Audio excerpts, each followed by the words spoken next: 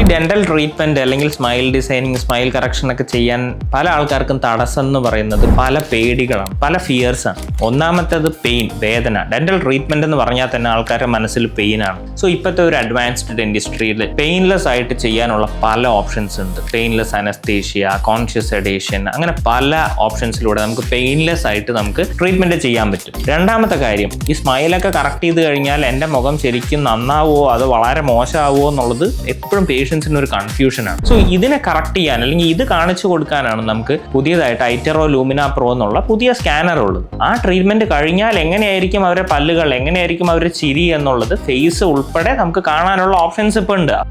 മൂന്നാമത്തത് മോസ്റ്റ് ഇമ്പോർട്ടൻറ്റും എല്ലാവർക്കും പേടി പൈസയാണ്. ഡെന്റൽ ട്രീറ്റ്മെന്റ് അത്ര എക്സ്പെൻസീവ് അല്ലേ, ഇത്ര എക്സ്പെൻസീവ് അല്ലേ, സ്മൈൽ കറക്ഷൻ ചെയ്യാൻ ഒരുപാട് പൈസയാവും എന്നുള്ള ഒരു കൺഫ്യൂഷൻ, ഒരു പേടിയും ആൾക്കാർക്കുണ്ട്. സോ ഡെന്റൽ ട്രീറ്റ്മെന്റ്സ് ചില കേസസിൽ എക്സ്പെൻസീവ് ആവാം, ചിലതിൽ വളരെ കുറവ് പൈസയേ വരുള്ളൂ. ഒരുപാട് വേരിയേഷൻസ് ഉണ്ട്. എങ്കിൽ പോലും ഇപ്പം മിക്ക ഹോസ്പിറ്റൽസിലും പാർട്ട് പേയ്മെന്റ്, EMI പേയ്മെന്റ്, ഇപ്പൊ കമ്പിയിടുകയാണെങ്കിൽ തന്നെ ഇപ്പൊ 1.5 വർഷമാവും. യൂഷ്വലി അത് പാർട്ട് പേയ്മെന്റ് ആയിട്ട് ഹോസ്പിറ്റൽസ് വാങ്ങിക്കാറുള്ളൂ. അതേപോലെ തന്നെയാണ് ഇപ്പൊ അലൈനേഴ്സും, അതിലും പാർട്ട് പേയ്മെന്റ്, EMI പേയ്മെന്റ്സ് ഒക്കെ ഇപ്പോഴും അവൈലബിൾ ആണ്. സോ ഈ ഫിയർ ഒന്നും വെച്ചുകൊണ്ട് നിങ്ങളുടെ സ്മൈൽ മാറ്റാതിരിക്കരുത്. നിങ്ങളുടെ സ്മൈൽ വളരെ വാല്യുബിളും വളരെ ഇമ്പോർട്ടൻറ്റുമാണ്.